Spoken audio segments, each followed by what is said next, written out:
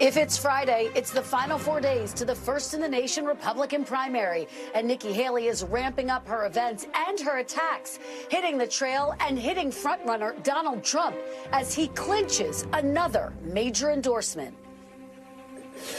Plus, tensions escalating in the Middle East. Israel's prime minister rejects calls for a Palestinian state, widening a rift with the White House as attacks between the U.S. military and Iran-backed Houthi rebels intensify.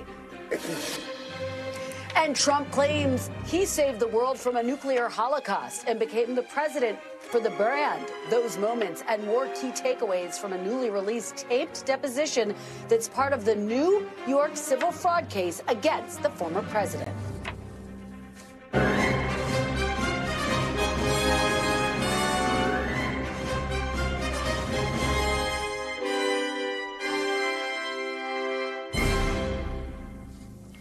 Welcome to Meet the Press Now. I'm Kristen Welker, live from New Hampshire. We are on the ground in Manchester with just 4 days to go until the first-in-the-nation primary, which could be the last stand for former UN Ambassador Nikki Haley. After some criticism earlier this week that Haley's campaign wasn't treating this moment with the urgency it deserves, Haley today is acting like her political life is on the line. And folks, it is. Haley has 6 events today as she tries to take the fight to the frontrunner, former President Donald Trump. I think the reason that he gets behind a screen and hits me is because he doesn't want to get on a debate stage. He knows I know him very well. He knows I know what his lies are. And for all of those that are reporting that I'm a moderate, I will ask you, or anybody, Trump or anybody in Fox, saying that I'm not a conservative, name one thing that I wasn't conservative on. But there are signs that this more forceful push could be too little too late. The latest Boston Globe Suffolk University NBC 10 tracking poll has Haley trailing Trump 52 to 35%, with Ron DeSantis in a distant third as he prepares to head to South Carolina tomorrow. Earlier polls pointed to a tighter race, but the former president appears to have gained momentum after that landslide victory in Iowa. And in a blow to the Haley campaign, a source confirms to NBC News that Tim Scott, her home state senator, whom she appointed to his seat in 2012, will endorse Donald Trump in New Hampshire tonight. Overall, the lowering of expectations has been notable from both Haley and her top surrogate, New Hampshire Governor Chris Sununu. Sununu predicting an absolute win in New Hampshire when he endorsed Haley. Compare that to this statement. What I want to do is be strong. We're not going to know what strong looks like until those numbers come in. But you guys will all say whether it's strong or not. So I'm sure that you'll do that. But look, I mean, we want to do better than we did in Iowa. That's my personal goal, is to make sure we do better than we did in Iowa. I think she can win. We've already exceeded expectations in terms of a one-on-one race. A strong second is going to be great. That's wonderful. But now the chance to actually do what no one thought was possible. Now, if Haley can pull off a strong showing, it will be on the strength of independent voters who are allowed to vote in the New Hampshire Republican primary. I talked to one undecided voter earlier today, and she said while she's leaning toward Haley, she wants to make sure her vote goes to someone with the best chance of stopping Trump. I'm leaning towards Nikki. Why? Because her policies and her stances are closer to what I would agree with. You're leaning toward Nikki Haley. Why hasn't she closed the deal with you yet? In part because I'm not positive that she's going to be the person who's going to pull through.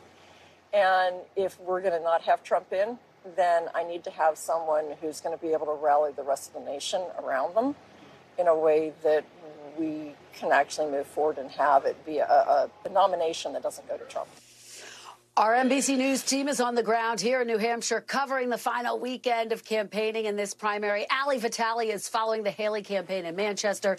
Dasha Burns is following the DeSantis campaign.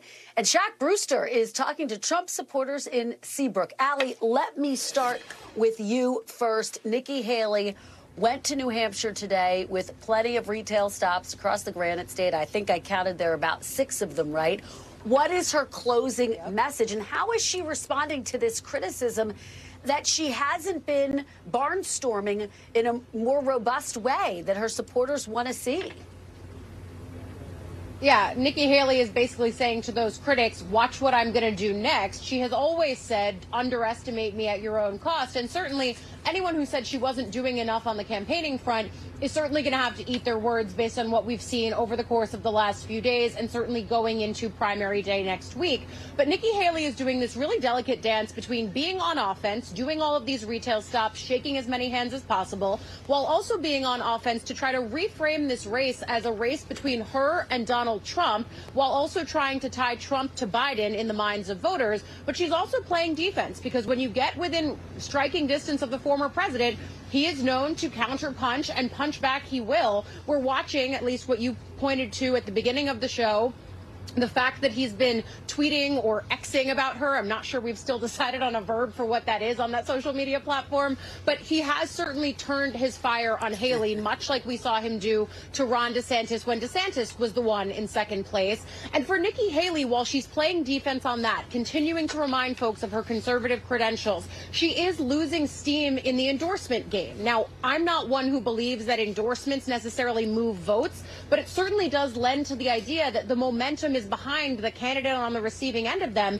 And certainly when you're Nikki Haley, not getting the endorsement of your home state senator who you helped put in that seat in 2012, certainly that is going to stir some conversation. The other thing, though, Kristen, is the question that I asked her, which is, okay, you're being a little bit vague on the expectations game here in New Hampshire, but what does the path even look like, best case scenario, over the course of the next month? Watch what she told me.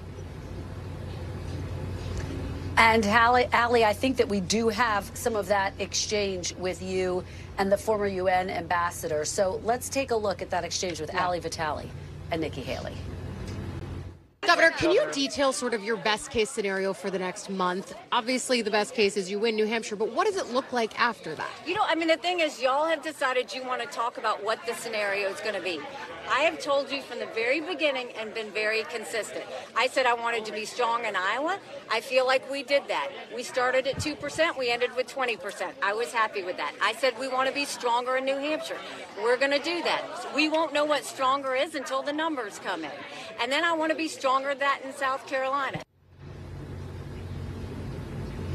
Look, that's not necessarily the argument that you heard her making even a few weeks ago when they were saying, as Chris Sununu said, she was going to win by a landslide here in a state like New Hampshire. She is doing well with independents, but you're still watching Trump clean up among the so-called MAGA faithful. No surprise there. They are called the faithful for that reason. But for Nikki Haley, we're watching her shift these goalposts now as to what a win means, which is to say, all right, I did third in Iowa. If I do second in New Hampshire, the thing that she can't get to is first in South Carolina. At least that's not the expectations she's setting. And I think most of us here know why. You're absolutely right. Great question to her, Allie. And I think it's so important to underscore the point that you are making, because if you rewind several weeks ago, she said, look, I'm going to win New Hampshire. I'm going to go on and win my home state of South Carolina. And boy, has her tone, has Governor Sununu's tone changed. Thank you so much, Ali Vitale. Dasha Burns, let me head over to you. You've obviously been following the DeSantis campaign. He has all but shifted most of his resources to South Carolina, where he's also trailing there. What is the strategy? What are they saying inside the DeSantis campaign? Because he's in a distant third place here in New Hampshire. Well, look, they know this is not his state, right? So I think the idea is to signal to donors, to supporters, that there is life after New Hampshire, that he is not stopping here. Because in a traditional political landscape, if you're coming in this distant third in New Hampshire, your campaign is going to have a real hard time moving forward. But he is signaling to say, look, we've got some hope in South Carolina, where my opponent for that second place mantle, Nikki Haley, is going to struggle, because unfortunately for Haley, her home state is pretty much next on the primary calendar. DeSantis, luckily, just because of the way the primary calendar is set up, he doesn't have to cross the Florida bridge for a little while, because he's certainly trailing Trump by a wide margin there as well. But Nikki Haley's got South Carolina coming up a lot quicker, and he believes, his team believes, that that is where she's going to hit a wall. So that's where they might have some fertile ground to turn this into a two-person race. Now, beyond that, I asked him, Kristen, in our interview, what is a state that you can win? He certainly doesn't look like he can win South Carolina right now, nor any other Super Tuesday state if he decides to stay in beyond that. But he doesn't look like he's showing any signs of dropping out yet. Here's what he said to Hugh Hewitt. Had we won Iowa, we would have been in a great spot. Coming in second gives us the ticket to continue. But I told my people this from the very beginning. I don't want to be VP. I don't want to be in the cabinet. I don't want a TV show. I'm in it to win it. But I do believe that we have an opportunity in November to do very, very well. We're in this interesting place, Kristen, where you've got both of these candidates, both Nikki Haley and DeSantis, sort of living out their own alternative universes right now, where they're creating these paths for themselves that they haven't been able to articulate clearly to any of us in the press or any voters. I mean, we keep asking. I saw Ali press Haley about this. I've pressed DeSantis about this. How do you move forward? What is the actual path? What is the math? We have not gotten clear answers on that. I don't know that there are any right now, given where we're at and because of Trump's just absolute dominance. But what happens here in New Hampshire, what happens in South Carolina, that might give some answers, at least as to which of these two alternative candidates is able to stay in the ring. Oh, I think you're absolutely right about that, Dasha. We are going to know a whole lot more after Tuesday, after South Carolina. It's so fascinating to hear DeSantis say that he plans to stay in this through Super Tuesday and beyond. Thank you so much for your fantastic reporting, as always. Shaq Brewster, let me turn to you. You are along the Massachusetts border in New Hampshire. It is one of the areas where Trump did best in 2016. Is he showing the same signs of strength there? What are you hearing? You're still hearing a lot of support for former President Donald Trump here in these border towns. As you mentioned, this is where he saw some of his best showing back in 2016 and helped lead him to his first win back in that cycle. And, you're seeing that support despite the attacks and the comments that you're getting from Nikki Haley and Ron DeSantis. And I want you to listen to some of the exchanges I've been having with his core supporters who give you a sense of why those attacks for them are not landing. Listen here. The other candidates in the Republican primary saying President Trump did not build the wall as he said he was going to, that he didn't repeal Obamacare, that he was chaotic during his presidency. What do you think when you hear those arguments? Okay, I agree in the chaos, but you know where the chaos... You agree that it was chaotic under Trump? It was, but not because of President Trump. It was because of his adversaries. The minute he came down that elevator, they were against him. And they built this case against him, in sometimes a fraudulent case. Why Donald Trump? Donald Trump, because I want a closed border, I want to feel safe again, and I want to enforce law and order of the land. Did you ever consider any of the other candidates in this primary? I haven't considered anyone until Donald Trump walked down that elevator in 2015. There are other candidates in this primary, right. Ron DeSantis, Nikki Haley. Right. Did you ever consider supporting anyone but Trump? Well, if he wasn't going to run, I probably would have voted for Ron DeSantis. But I don't know. He fell off like a few things that he said about Trump supporters and stuff I didn't like, and he kind of turned me off. Kristen, I'll tell you, there was a birthday party for a 92-year-old here earlier this afternoon, and most of the family, the overwhelming majority of that family, said that they were planning to support the former president. But this is New Hampshire, and we're in his stronghold right now. And just as we see Donald Trump mobilizes a lot of his supporters to be able to come out, you also see the opposite effect in that those who are against him or who are offended by him are also mobilized in this race. And in this state, New Hampshire, you have those undeclared or independent voters. It's a question of how many of them will be driven to the polls because of that. Shaq, I think that is going to be the big question. Fantastic interviews. Thank you so much for bringing us all of that great reporting in your interviews. Joining me now is the chairman of the New Hampshire Republican Party, Chris Ager. Thank you so much for joining us. We really appreciate it. Thank you for having me. So let's talk about what we are seeing, the state of play here in New Hampshire. The polls have a double-digit spread between Donald Trump and Nikki Haley. Do you think that's what we're going to see on Tuesday, or do you think this is going to be a close race? Do you think Nikki Haley has a shot here? So right now, you can feel the passion from the Trump supporters. They're outside doing sine waves in the cold, the rain, the snow, and they're very vocal. They wear their support for President Trump on their sleeve, very passionate. The Nikki Haley supporters, a little bit more subdued. So in the polling, it's possible that the Trump supporters could be oversampled versus the Haley. So I kind of keep that in mind. The other thing is in 2022, in our Senate primary, General Don Bolduc was up in almost every poll by 10%. On Election Day, he won by less than 1%. So a lot of these New England voters, New Hampshire folks, sometimes they don't like to tell the pollsters what they're going to do. So I think it could be closer, but you can definitely feel the passion of the Trump support. Well, that is significant coming from you. And obviously what we just heard from Shaq underscores that point as well. I want to ask you about the all-important issue of turnout. It is the most important factor in any election. We saw that it was down in Iowa, of course, last week. Not a big surprise given the record low temperatures they were battling. It's obviously very chilly here in New Hampshire as well. But what are you anticipating when it comes to turnout on Tuesday? So I'm looking at a potentially record turnout on the Republican primary. In the past, in 2016, our turnout was about 287,000 voters. I'm expecting about 300,000 to show up in the Republican primary, about half of that in the Democrat primary, since Joe Biden's not on the ballot at all. And I think it's from both sides. It's people who want President Trump back in office and also the people who are against him. So it's kind of polarized, pro-Trump and anti-Trump.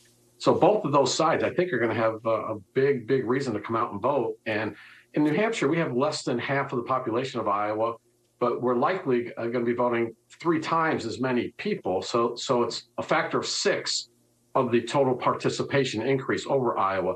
And that's because it's in our DNA. That's what we do. It's our state sport is politics. And so we take it very seriously, looking at the candidates right up until the last minute. So the last minute campaigning does matter. Oh, it sure does. And I should say the Iowans take their caucuses just as seriously. I was there in Iowa. They were dealing with record lows.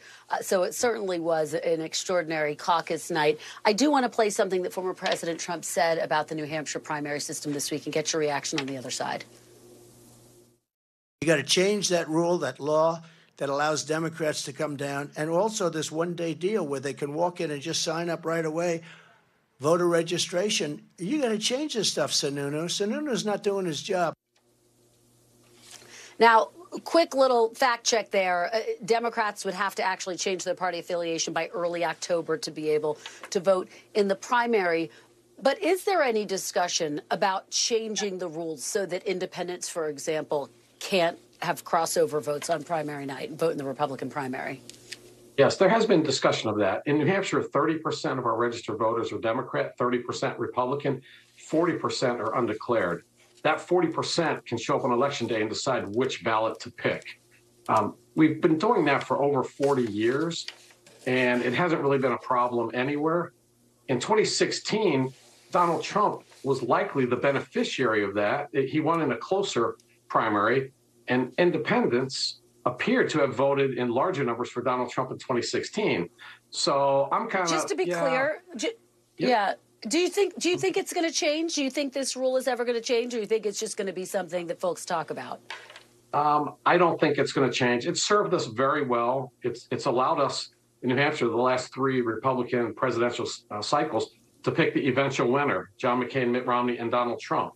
Whereas in Iowa, they picked 3 different people. So I think it is a very good way to pick our nominee. It gives us a broad spectrum of voters that get to pick. And a lot of those undeclared people, policemen, teachers, business owners, who for their work relationships like to stay undeclared, but they vote Republican consistently. Same thing for the Democrats. And so we want to have as high a participation as possible. We don't want to shut people out.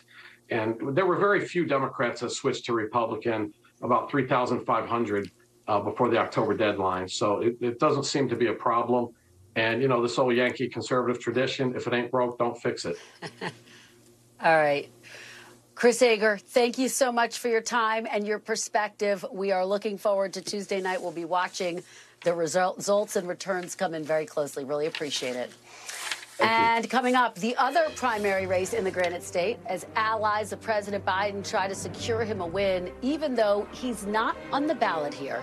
And we'll be covering it all on Tuesday night. I'll be joined by my colleagues Tom Yamas and Hallie Jackson for special primary night coverage Eastern at 5 p.m. right here on NBC News Now. We will be right back with more Meet the Press Now. Stay with us.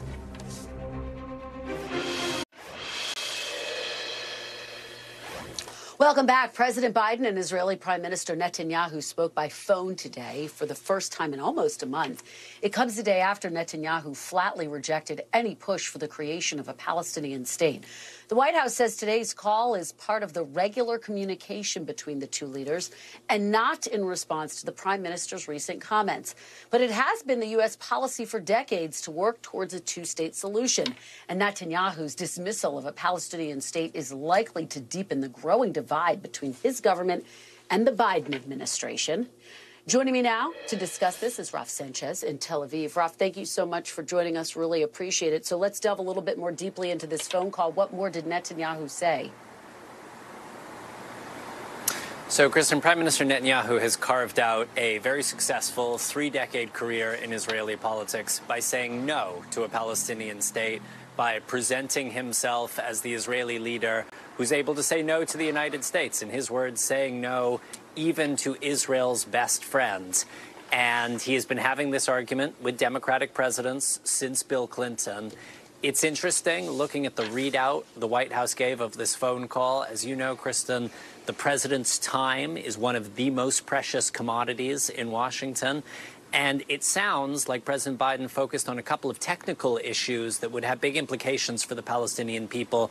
One is about getting flour into Gaza through the port of Ashdod in southern Israel.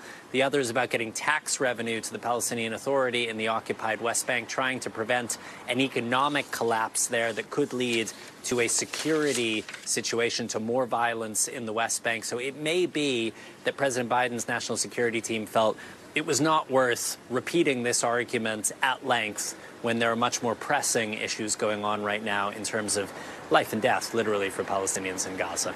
Kristen. And you lay out so well, Raf, the fact that there is the immediate unfolding crisis, and then there's also the what happens after this war ends. You obviously have been there in Israel for quite some time since this war began, frankly. How are people there reacting to what appears to be this growing rift between President Biden and Prime Minister Netanyahu?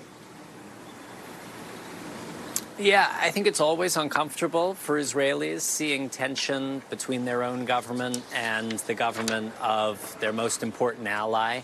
It's hard to overstate, Kristen, how popular Joe Biden was here, is, especially in the days after October 7th, the Hamas attack. So many Israelis felt that their own government had let them down so badly, failing to stop that attack. For the president to come here in the middle of an active war, to throw a literal, figurative arm around the shoulders of the grieving Israeli public, it meant a lot. I can tell you, for Palestinians, they hear President Biden repeating the calls for a two-state solution. They heard President Obama say that. They heard President Clinton say that. It didn't lead to a Palestinian state. And there is so much anger in Gaza, in the West Bank, over what is seen by many Palestinians as American complicity in this very, very large-scale loss of Palestinian life inside Gaza. Kristen. All right, Raf Sanchez, thank you so much for your reporting. Please do continue to stay safe. I now want to bring in retired four-star General Kenneth McKenzie, former commander of U.S. Central Command. Thank you so much for joining me, General McKenzie. I appreciate it.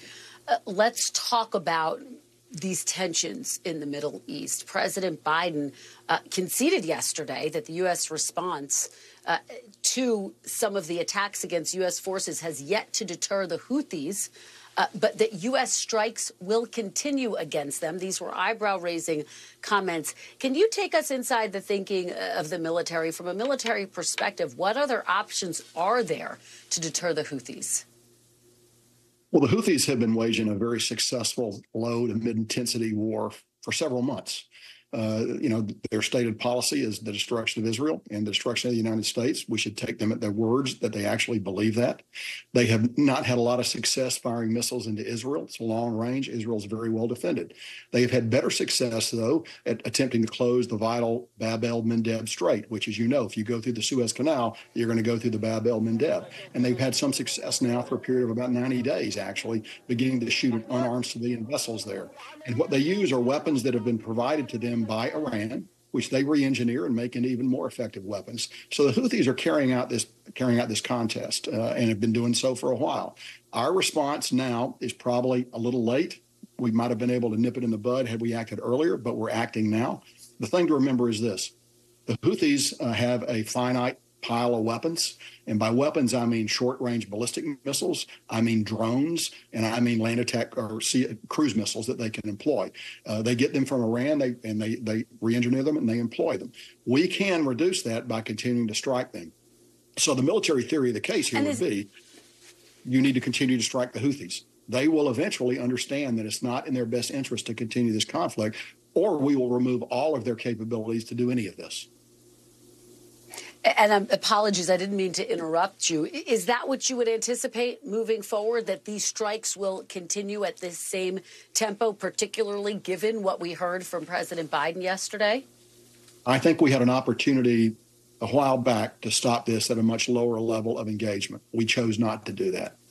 Now, on the good side, we have an international coalition, which I think is very important, and that may have been worth the wait. But now we are going to have to continue these strikes, and they're going to continue for some time, I would think, in order to let the Houthis know that we're serious about this. And that means striking their launching sites, their command and control facilities where their leaders are. That means striking their radar facilities and their intelligence gathering facilities. Now, one point I think is very important. I don't believe that continuing to strike the Houthis in Yemen will necessarily lead to a widening escalation of the conflict in the region.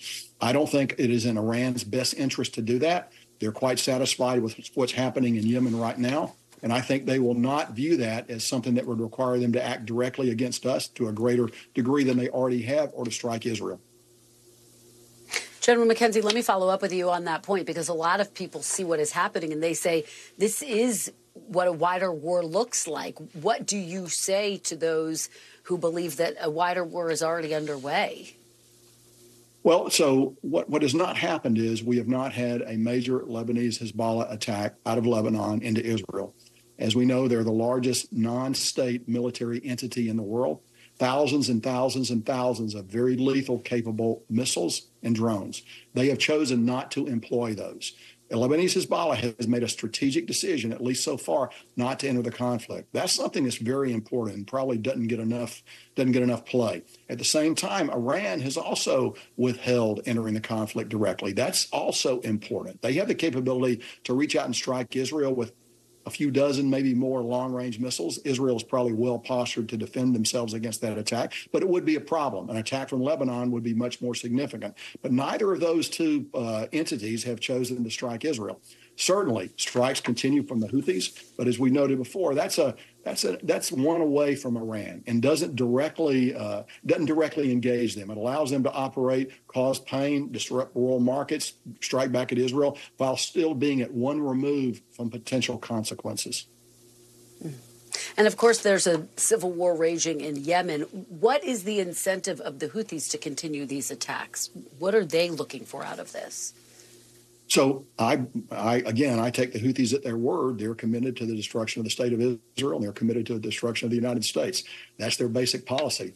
They've not proven very successful in actually governing the country, in distributing food, and ensuring that the horrific famine conditions that exist in Yemen are changed at all. They're much more theocratically oriented to the pursuit of the two objectives that we just discussed. And one other point I'd make is a lot of humanitarian aid has entered Yemen over the past few years. Unfortunately, it has not been well distributed, and we have to blame a number of people for that, but the Houthis are part of them. But not a single pound of humanitarian aid from Iran has ever entered Yemen. It's all been lethal systems designed to kill people. And we should bear that in mind when we talk about the humanitarian situation in Yemen. All right, General McKenzie, complicated situation unfolding there. Thank you for bringing us your insights. We really appreciate it. Thank you for having me. Good day. Coming up next, ballot battles. The former president urges the Supreme Court to keep him on the primary ballot in Colorado after an appeals court ruled he was ineligible due to his actions tied to the January 6th insurrection. You're watching Meet the Press now.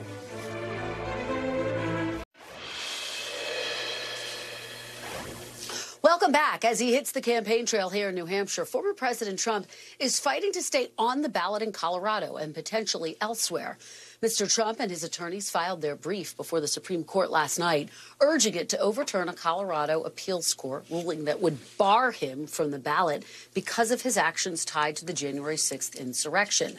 The Trump team writes in part, quote, "The court should put a swift and decisive end to these ballot disqualification efforts, which threaten to disenfranchise tens of millions of Americans and which promise to unleash chaos and bedlam if other state courts and state officials follow Colorado's lead." It comes as a video deposition in Mr. Trump's business fraud case was released today, where he claims that he saved the world from nuclear war and that he became president because of the brand. The judge in that case is expected to rule in that case as early as this month. NBC News legal analyst Danny Savalos joins me now to break down all of this. Danny, thanks so much for being here. So in listening to all of this, did you get a sense of the Trump team's legal argument about the Colorado ballot and what it's going to be before the Supreme Court? It's going to be the same two issues that everyone expected it to be. Number one, they argue that Donald Trump is not an insurrectionist within the meaning of Section 3 of the 14th Amendment. That was an issue that was actually litigated in the Colorado courts and determined as a fact issue. And then secondly, that Donald Trump is not an officer within the meaning of Section 3. That would mean that that part of the 14th Amendment doesn't apply to him, and therefore he should not be barred from being on the ballot. They make a number of other arguments, and one of those arguments, at least one, is based on Colorado law. And the reason I think that's significant is that as other states may join in, or there may be other ballot access issues in other states, if the Supreme Court decides a case from Colorado based in part on Colorado law, that won't have a lot of precedential effect, say, in Maine or in Michigan or somewhere else. It could be the case that the Supreme Court will resolve globally whether or not Donald Trump is covered by Section 3 as the president. That's something that could be applied globally. But far more interesting is what would happen if all of these independent states rely on their own state law. Then, arguably, each one of them must be appealed separately to the Supreme Court. So we could see a patchwork, in other words, of cases being appealed to the Supreme Court. On state law issues, but I think the court could take up globally the issue of, for example, is there evidence that Donald Trump was an insurrectionist within the meaning of the Constitution? But then even there are some issues because each state has made that determination in a different way. Maine, for example, arrived at that conclusion, but through an administrative process, whereas Colorado arrived at that conclusion through an evidentiary hearing in the courts. Keep in mind, one of the arguments the Trump team is making is that the Colorado judiciary isn't even the proper branch of government to make that determination. It belongs, say, with the legislative branch instead. So a lot of complicated issues, even though there are two core issues that I think can be globally decided. Number one, was Donald Trump an insurrectionist? And number two, is he covered as an officer under Section 3? Yeah. All right. Well, a lot to watch there. Let me ask you about another case. The judge in the Georgia election interference case has actually ordered a hearing into allegations by one of Trump's co-defendants of misconduct by the DA there, of course, Fani Willis. Does this have the potential to dismantle the entire case? What are the potential implications here, Danny? How serious is this? It's a long shot to dismantle the entire case. In other words, I don't believe that the remedy of dismissal is something that the judge will grant. But this may be a case of asking for high and hoping to hit somewhere in the middle. If they can get two of these prosecutors, two that you see right there in that picture, disqualified, then that would certainly be an obstacle to the state's prosecution. And often when you're a criminal defense attorney, it's a war fought by 1,000 different cuts. You're not going to win with any one cut, but added up in the aggregate, they may lead to a not guilty. So it's really a defense attorney's sworn duty to try anything as long as it's within the bounds of ethics. And there were folks that said that this motion was a little out of line because it went to a romantic relationship. That may be a point, but the motion alleges more than that. It's about whether or not the special prosecutor was even properly appointed, which is certainly a relevant issue, and also whether funds were misappropriated. But it's still, the motion asking to throw out the entire prosecution, not likely to happen. But will it throw the Georgia prosecutors off their game? Certainly, at least in the short run. All right, Danny Savalas with all of the legal headlines for us on this Friday. Thank you so much. Really appreciate it. Always great to see you. After the break, lawmakers have once again narrowly avoided a partial government shutdown with just a few weeks to go until the next deadline. We'll break down the latest. You're watching Meet the Press now.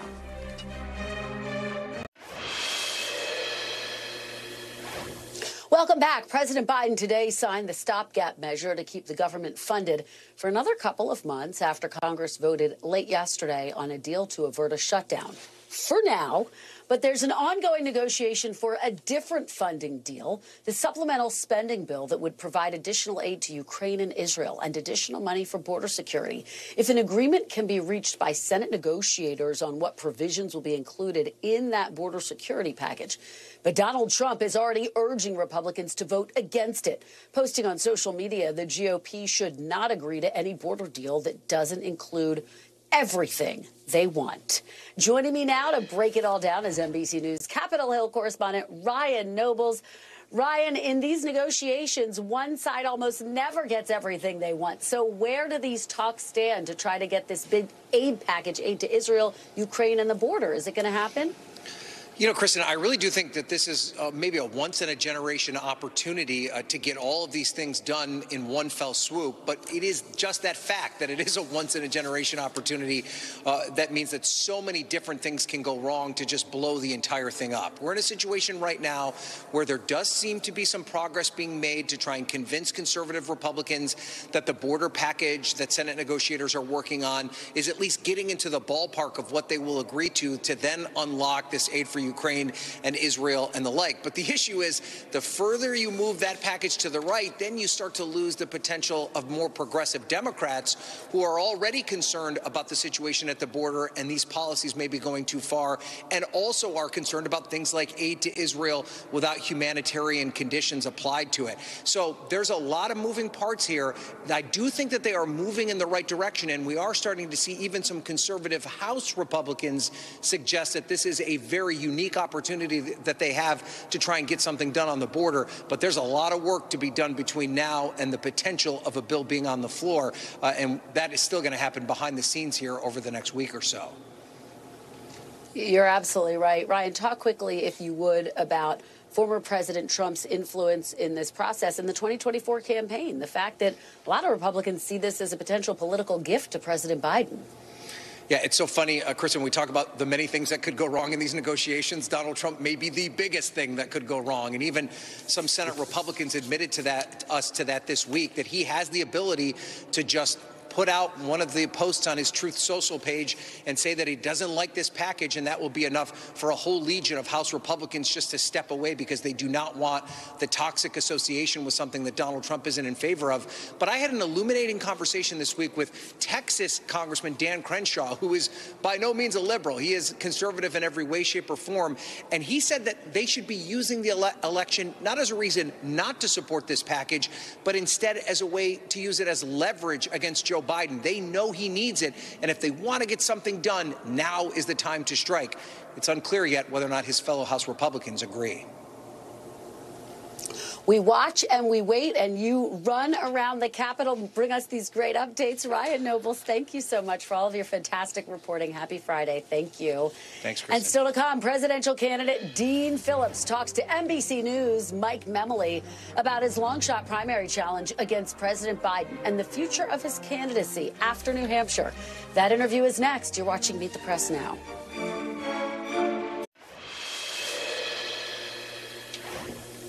Welcome back. While much of the focus is on the Republican race, Tuesday is primary day here in New Hampshire for Democrats as well, even though President Biden will not be on the ballot. The Democratic Party chose South Carolina to be the first official contest this year. Since Tuesday's primary is in violation of party rules, there are no delegates up for grabs. But Minnesota Congressman Dean Phillips is still campaigning hard here and explicitly saying Biden can't win in November.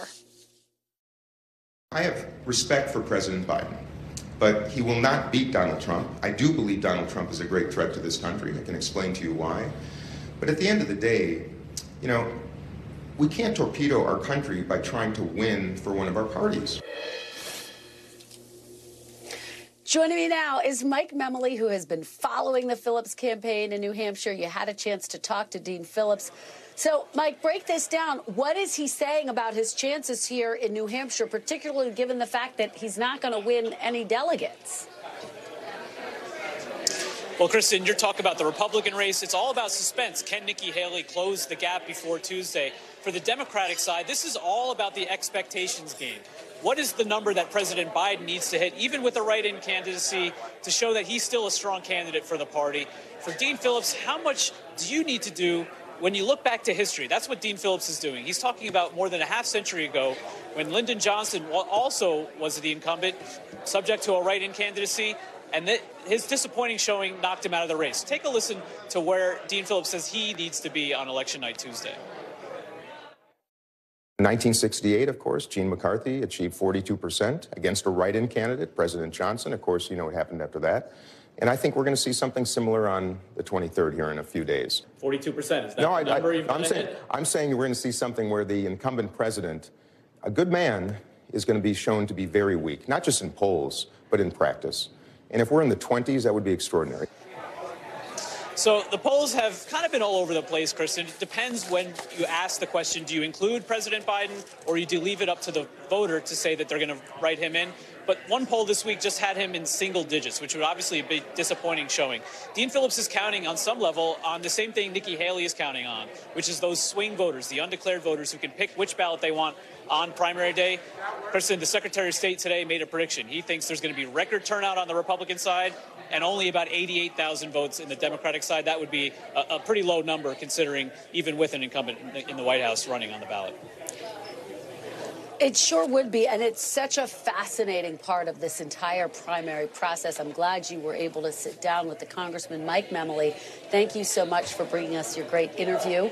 I want to bring in my panel now, Symone Sanders-Townsend, former senior advisor to the 2020 Biden-Harris campaign and the host of The Weekend on MSNBC, and Garrett Ventry, Republican strategist and founder of GRV Strategies. Thanks to both of you for joining me on this Friday before the New Hampshire primary. Symone, I'm going to start with you because we just heard from Dean Phillips. Let's talk about his campaign. Could it have an impact on President Biden's reelection? How do you see this playing out, and what are you going to be watching for on Tuesday as it relates to Phillips? Look, I think in general, third-party candidates are something that the Democrats should be concerned about, that the Biden-Harris reelection campaign should be concerned about. I don't know if the campaign should be as concerned about Congressman Phillips' specific candidacy here. Look, in order to be, New Hampshire is a place, and I read a lot of Mike Memoli's interview there with Dean Phillips. They talked to him earlier this morning in New Hampshire, and New Hampshire is a place where you can be an insurgent outsider and come in and you can do well. There are not a lot of other primaries, though, across the country within the Democratic Party apparatus where that is, in fact, the case. And you can't be the Democratic nominee in this country, not one since I've been, around and alive, that can become the nominee without winning a substantial amount of black voters in the primary. So I think that Dean Phillips' candidacy, though, it does speak to the fact that there are some people that, again, they want to see some variety, if you will, but the writing is on the wall, and Joe Biden is going to be the Democrats' nominee. And I think the sooner Democrats coalesce around that and start focusing on their Republican opponents in this race, I think the sooner and organizing base voters, everyone's talents will be better served doing that. Well, you take me to Garrett on that point. Let's talk about what's happening here in New Hampshire on the Republican side. Nikki Haley was hoping for some strong momentum coming out of Iowa. She didn't get it with that third place finish. She has about 6 events here today. Her supporters want her to ramp up in these closing days. Do you think she can catch Trump here, Garrett? And if she doesn't, is it game over for her? Yeah, Kristen, that's a great question here. I think she has about as good chance of catching Donald Trump as Dean Phillips does Joe Biden. I just don't think it's going to happen on either side here. I do think that, President Trump, he's got a lot of momentum here coming out of Iowa. You're talking about, polling shows him up about 12 or 15 points on Nikki Haley. And a lot of the polls we're seeing are really showing high independent turnout, which is a problem here because the record is about 50. And so you're calculating for about 70% in those polls. I just don't think that's going to happen. The Tim Scott endorsement, which is expected tonight, is also a blow to Haley. You're talking about she appointed him to that Senate seat. And that's a big deal. A presidential opponent from her state, former presidential opponent from her state endorsing President Trump here. I do think if she loses New Hampshire, just like Ron DeSantis lost Iowa, President Trump then runs away with this nomination. She has no path because she's losing by about 30 or 40 points in South Carolina, her home state. And as you know very well, you can't go to your home state and lose and really survive politically after that.